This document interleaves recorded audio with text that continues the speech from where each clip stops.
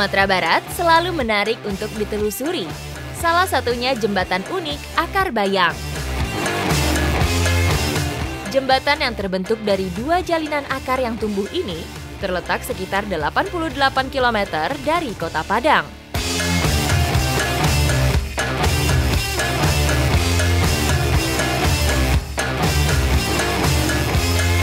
Mengikuti aktivitas warga nagari Pulu-Pulut, sekarang saya sudah berjalan di atas jembatan akar, yang di bawahnya itu ada Sungai Batang Bayang. Di sana saya akan mencari ikan dengan cara menjala. Ikuti jejak saya, jejak petualang.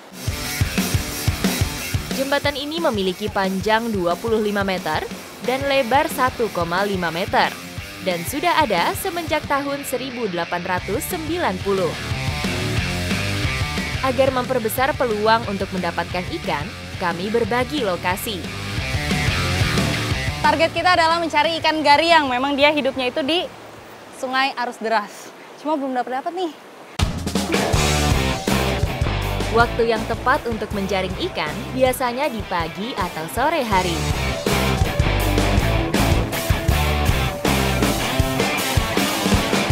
Wah, dapat itu, Bang.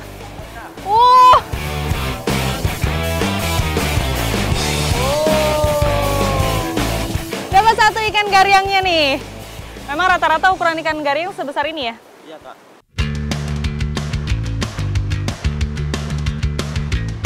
Ikan air tawar yang paling digemari karena rasa dagingnya yang enak ini menyebar luas hingga Asia Tenggara. Ternyata di sana ada juga yang nyari ikan gariang pakai tembakan sambil menyelam. Seru juga. Selain menggunakan jaring, warga sekitar juga menggunakan alat tembak atau senapan air.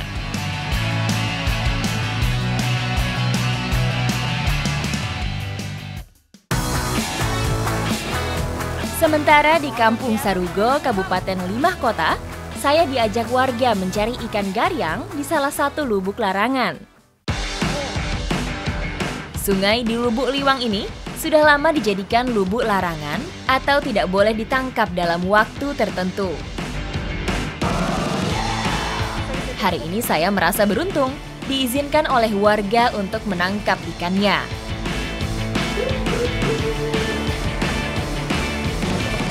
Kita pakai teknik jaring bentang. Jadi jaring yang sudah dibentangkan sambil kita maju melawan arus supaya ikannya ada yang nyangkut. Kesulitannya karena arusnya deras jadi licin.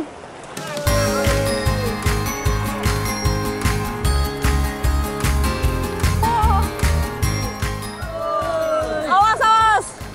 Jadi ini sambil berjalan, jaringnya juga harus sambil diperiksa.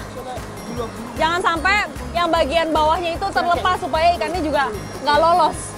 Wow, wah beneran! Wah, dapat satu ikan gariang. Selain di Sumatera, ikan gariang juga tersebar di Burma, Laos, Thailand, dan Kalimantan. Simpen dulu ini, Bang. Amankan dia. Angkat. Aja lah. Aja lah. Dapat. Oke. Ikannya ke jaring. Wow.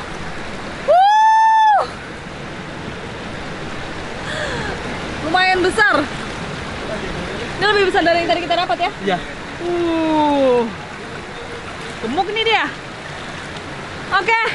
Simpan ya, Bang. Oke. Penting untuk memperhatikan posisi ikan sebelum membentang jaring, agar ikan tidak lolos dari tangkapan. Karena tadi kita ngelihat banyak ikan kumpul di sini, makanya sekarang kita mau mulai menjaring dari sini. Tapi kebetulan di sini emang agak dalam. Oh, tuh, makanya kesini makin dalam. Hati-hati kamu tenggelam. Ikan ini memiliki harga jual tinggi. Ikan seberat 1 kg bisa berharga Rp280.000. Kalau di sungai memang nggak bisa diprediksi. Ada yang dangkal, ada yang tiba-tiba dalam kayak gini nih. udah selesai.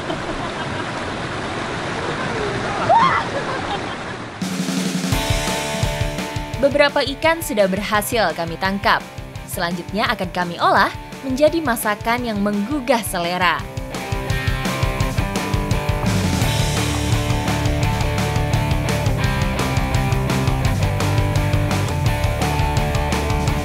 Semua bahan harus dipotong tipis-tipis terlebih dahulu agar mempercepat penghalusan bumbu. Ikan gariang hasil tangkapan kita tadi mau dibakar. Nah, ini kita lagi tugas. Ada yang bersihin ikan, saya nyiapin bumbu, dan abang di sana lagi nyiapin api pembakarannya. Teknik memasak kami kali ini adalah dengan menggunakan asap, walaupun proses memasaknya memerlukan waktu yang lama. Kami juga menambahkan jeruk siam gunung omeh karena memiliki rasa khas manis dan sedikit asam. Tempat memanggang ikan kami agak tinggi dari sumber api, agar asap lebih meresap dan ikan tidak cepat gosong.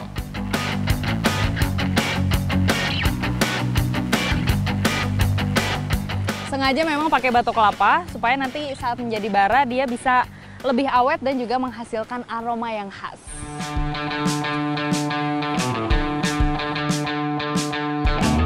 Mengoleskan bumbu ke ikan yang setengah matang berfungsi agar bumbu tidak gosong ketika terkena api langsung.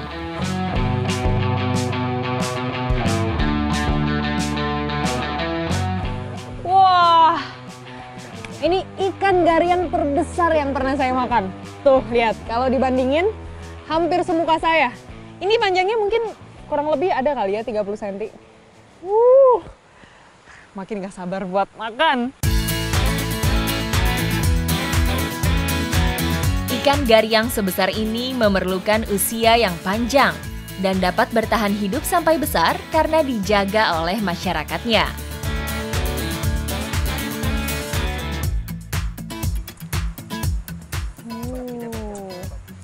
Nah, ini nih.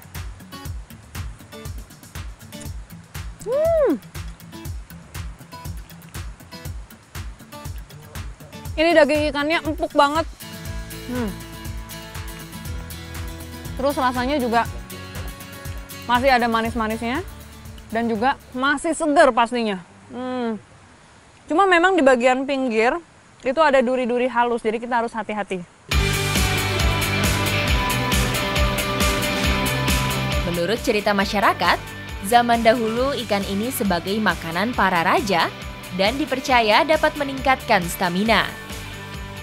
Ini ikan yang saya makan umurnya itu sekitar 10 tahun. Makanya nggak heran bisa mendapatkan ikan gariang yang sebesar ini. Rasanya juga pastinya mantap. Ikuti jejak saya, jejak petualang.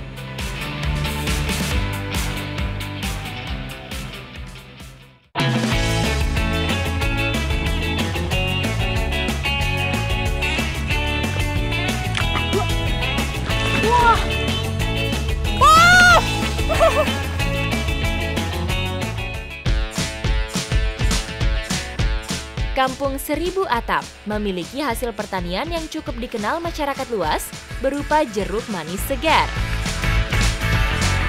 Sekarang saya sudah berada di kebun Jesigo, jeruk siam gunung omeh, yang menjadi salah satu emas dari Kabupaten 50 Kota. Nah, sekarang saya mau ikut panen di sini.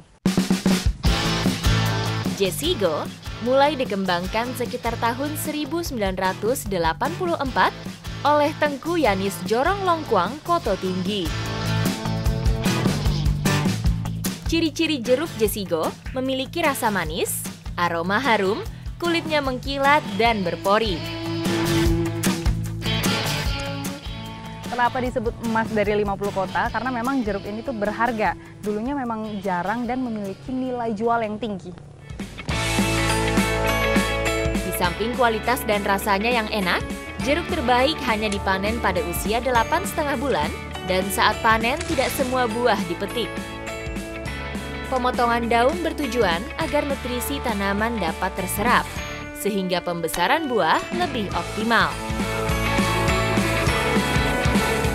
Jadi memang selain panen, di sini juga rutin dilakukan perawatan. Jadi dipotong-potongin tangkai-tangkainya itu supaya lebih cepat berbuah nantinya.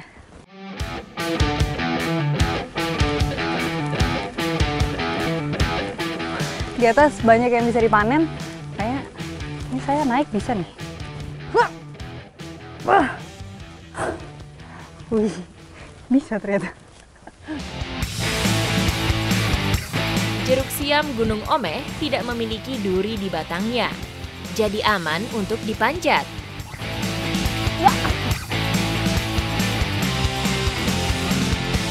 Nih enaknya kalau manjat pohon jeruk siam Gunung Omeh, dia nggak banyak durinya.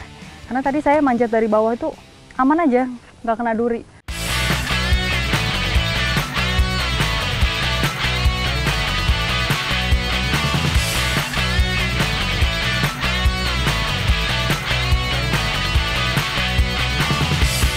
Ini sekarang proses sortir dibagi jadi 3, yaitu yang grade A, B, dan C. Yang A itu yang ukurannya paling besar.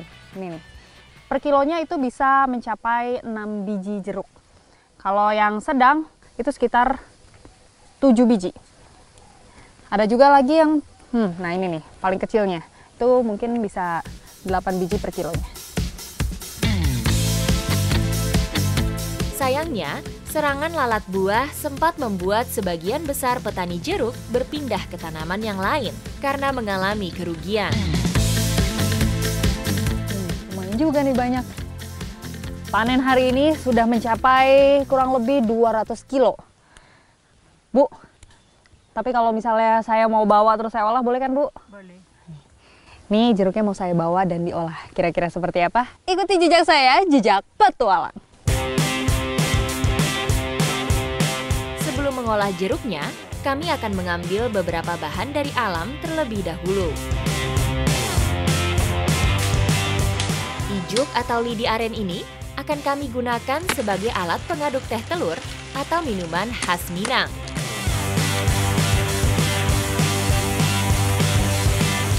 Ijuk lebih kuat dan tahan lama dibandingkan dengan lidi kelapa.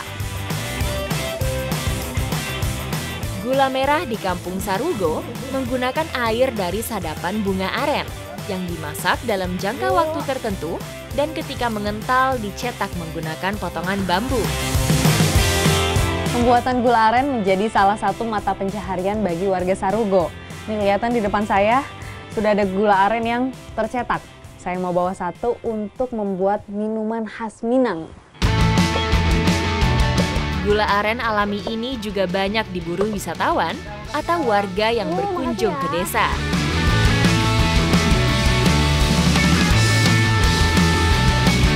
Semua bahan sudah terkumpul, sekarang saya mau bikin teh telur khas Minang. Ini cocok untuk mengisi energi saya karena seharian udah aktivitas. Teh telur atau teh talua merupakan minuman manis khas Sumatera Barat dan sudah digemari sejak sepertiga abad 20.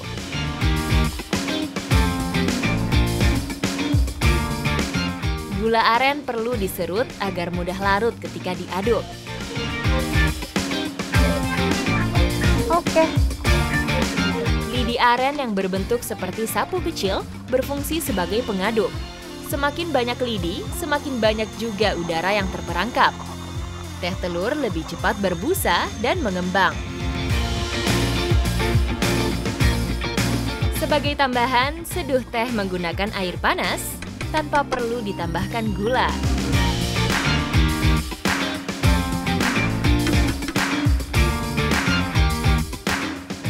Nah ini nih, untuk menghilangkan rasa amis, saya pakai jeruk yang sudah dipanen.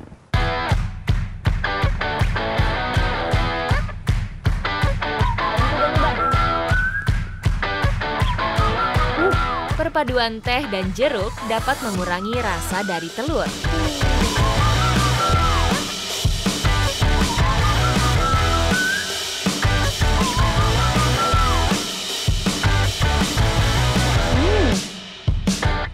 Enak banget. Ini dominan rasanya itu manis karena tadi arennya juga lumayan banyak. Dan rasa amisnya itu benar-benar hilang karena jeruk.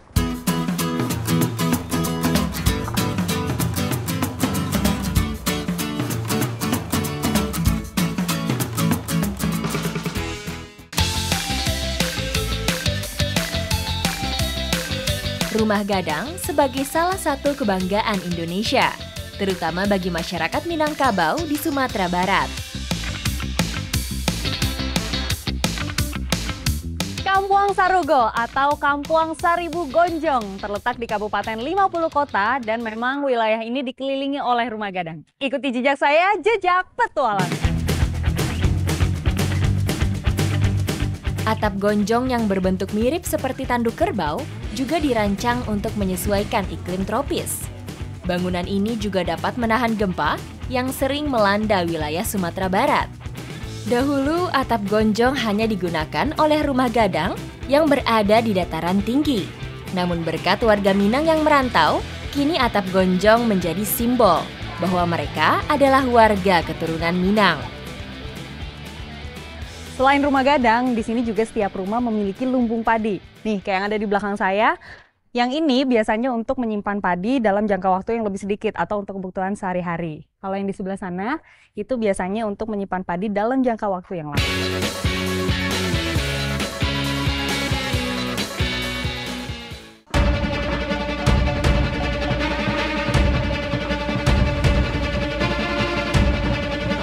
Sarugo juga memiliki banyak budaya tak benda, salah satunya yang sedang saya saksikan.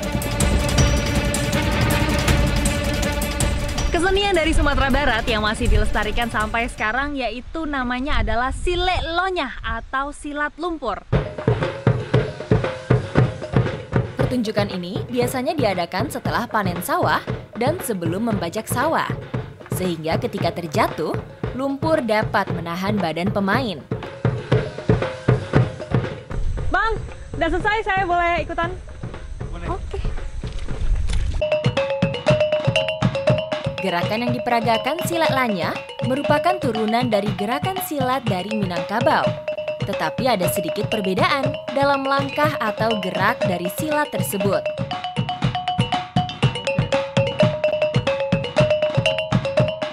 Susahnya bermain silat lumpur, memang kaki kita sulit untuk bergerak. Nih, karena kita kakinya nyelip-nyelip di lumpur. Terus gerakan-gerakan awalnya juga tidak semudah itu untuk dipelajari. Bang, habis itu gerakan selanjutnya gimana? Banyak masyarakat Minang sudah memperkenalkan silat kepada anak usia dini karena dipercaya sebagai media pembentukan karakter seorang anak. Silat lanyah juga ditampilkan untuk pertunjukan atau perlombaan. Biasanya diiringi dengan alat musik seperti gendang, tambua, talempong, dan seruling.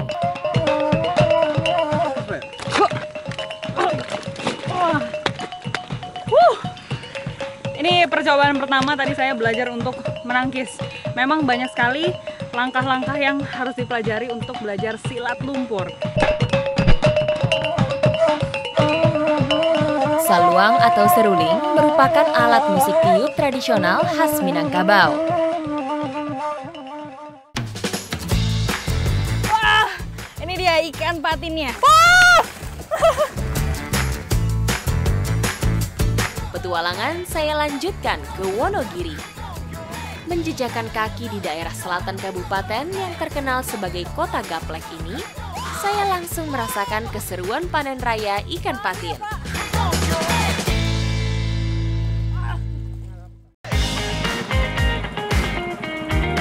Wonogiri memiliki salah satu waduk terbesar di Indonesia, Waduk Gajah Mungkur. Tidak hanya difungsikan sebagai pengendali banjir, perairan buatan ini juga dimanfaatkan untuk sektor perikanan. Tujuan saya sekarang adalah keramba jaring apung yang ada di Waduk Gajah Mungkur. Dan di sini pertumbuhan ikannya itu sangat pesat. Dan saya penasaran nih, kira-kira seperti apa ya ikan apa yang akan dipanen hari ini. Ikuti jejak saya, jejak petualang.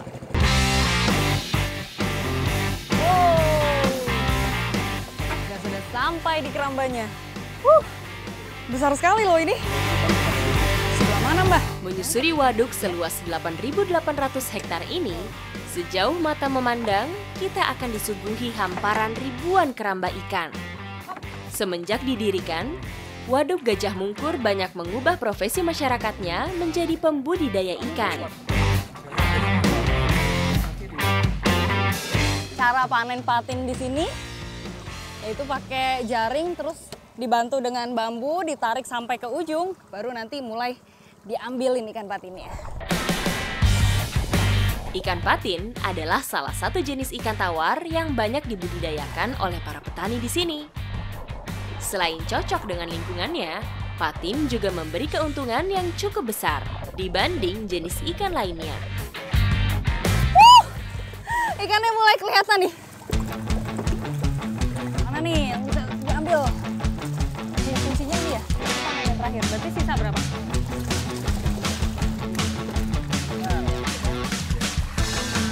Wah, ini dia ikan patinnya.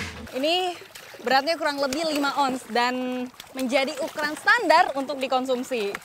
Wah, ini besar sekali loh, Pak. Wah! Ikan patin mampu tumbuh maksimal pada kolam yang memiliki aliran air cukup baik. Mencakup hingga 7 kecamatan. Waduk Gajah Mungkur dibuat dengan membendung aliran sungai Bengawan Solo. Yang mau kita panen sekarang itu sekitar 1,5 kuintal. Jadi cukup banyak ya memang. Panen langsung dari keramba seperti ini adalah pengalaman pertama saya. Tentu tidak boleh asal ambil, karena ada caranya supaya kualitas ikannya tetap terjaga. Jadi cara panennya juga harus diambil satu-satu, karena kalau pakai serokan nanti bisa merusak permukaan kulit ikannya ya Pak. Ya. Jadi mengurangi nilai hilang. jual. Itu mau ditimbang dulu. Wah. Kalau udah 1 ember ini ditimbang gitu, nanti balik lagi sama ember lagi.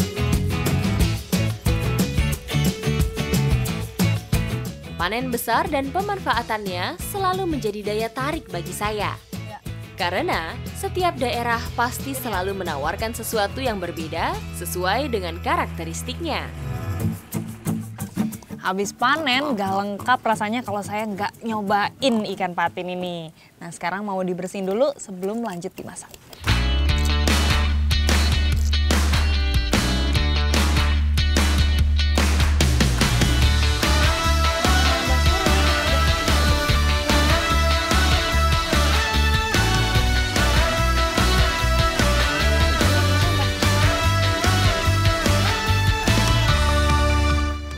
Jadi ikan-ikan ini mau diolah menjadi pepes patin bakar lempung. Nah jadi gimana tuh Mbah maksudnya lempungnya diapain? Jadi nanti setelah kita bumbuin patinnya, terus kita bungkus pakai daun pisang. Setelah itu kita balur pakai tanah liat lempungnya tadi. Lempungnya Jadi, tadi. Oh berarti lempungnya ada di bagian paling luar ya? Iya. Oh unik sekali nih bakarnya nanti pakai lempung. Berarti ini harus dibumbuin dulu, baru lanjut kita bakar ya? Iya. Lumpur atau Langsung tanah bungkus. liat biasanya dihindari bersentuhan dengan bahan pangan. Namun hal ini cukup lumrah di beberapa daerah. Seperti pepes bakar lempung ini. Ikan dibumbui dan dibungkus daun pisang, lalu dibalutkan oleh lumpur atau lempung. Nah jadi fungsi lempungnya ini untuk menahan panas. Jadi ikannya nanti bisa lebih merata matangnya. Dan lebih empuk ya tekstur ikannya Mbak. Tanah. Membakar ikan menggunakan lumpur memang membutuhkan waktu yang tidak sebentar. Setimpal dengan hasilnya.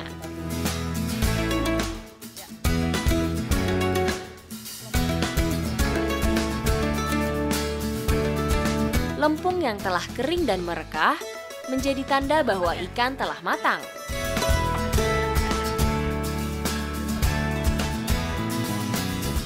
Wah, ini patinnya sudah matang. Tuh masih panas. Makin lengkap lagi, makannya pakai nasi tiwul. Ini nasi tiwul. khas Wonogiri nih. Nasi khas Wonogiri, nasi tiwul pakai pepes patin. Wow, panas-panas. Cobain langsung. Bumbunya benar-benar meresap ke ikannya. Terus teksturnya juga lembut banget.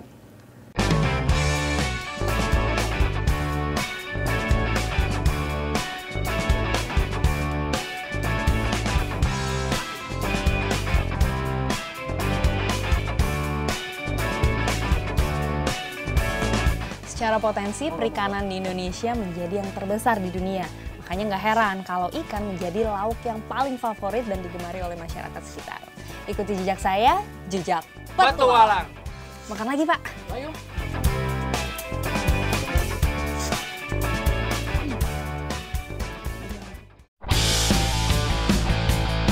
Kerbau-kerbau ini itu bisa berenang karena mengandalkan perutnya sebagai pelampung. Makanya mereka nggak akan tenggelam. Dia ngapung terus sambil berenang. Aduh, lucu banget.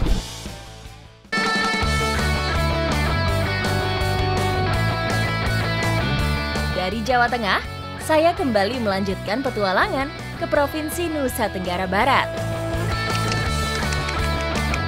Saat musim tanam, biasanya para peternak membawa kerbau-kerbaunya ini ke Gili Rakit. Nah, setelah panen, baru deh kerbaunya nanti pulang ke sana. Tapi mereka kembali dengan cara yang unik. Ikuti jejak saya, jejak petualang.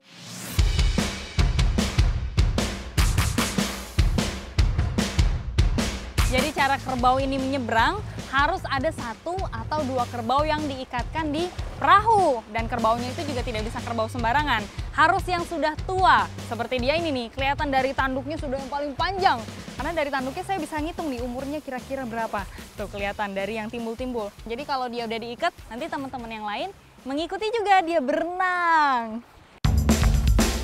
Rombongan kerbau sudah berbaris, siap mengikuti induknya berenang. Siap, Pak. Oke, aman ya. Sekarang pasukan kerbau siap untuk berenang. Tapi nggak cuma kerbau yang renang, saya juga mau ikutan.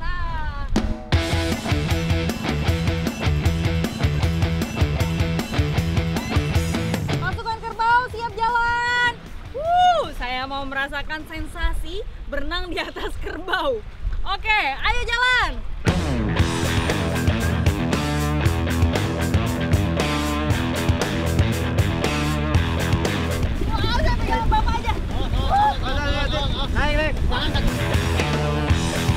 Gerakan kaki kerbau bisa saya rasakan, sama seperti ketika manusia berenang.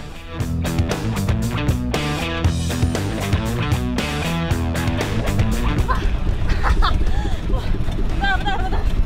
Aduh. Perjuangan. Emang luar biasa ya. Berenang sama kerbau tidak semudah yang saya kira. Karena tadi saya naik di atasnya, tapi dia bergoyang-goyang, jadi saya nggak bisa seimbang. Mereka terlalu lucu, saya nggak kuat. Dan memang ini kerbaunya itu jenis kerbau rawa, makanya mereka bisa berenang. Itu udah insting mereka sendiri tanpa dilatih sama sekali. Kedalaman air yang dilewati tentu berbeda-beda, tapi kawanan kerbau tetap stabil berenang, tidak ada yang tenggelam.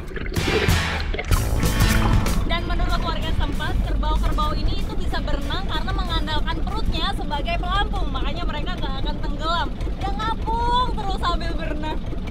Aduh, lucu banget. Perjalanan dari Gili Rakit menuju kampung membutuhkan waktu hampir 30 menit. Saya masih penasaran, ingin kembali berenang bersama para kerbau. Sebelum sampai pesisir, saya mau ikutan berenang lagi di sama kerbau. Tapi nggak mau di tengah-tengah, mau agak pinggir kerbaunya supaya nggak kena kaki-kaki mereka. Jenis kerbau rawa menghabiskan sebagian waktunya di air. Tak heran, mereka sangat pandai berenang. Ternyata memang kerbau-kerbaunya itu punya kecepatan yang lebih untuk berenang. Karena mereka udah nyampe di sana duluan. Saya baru terjun, ketinggalan.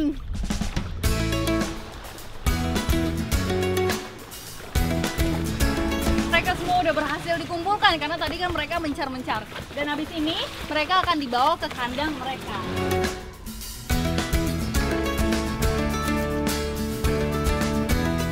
Ini kerbaunya lagi asik banget makan. Laper ya.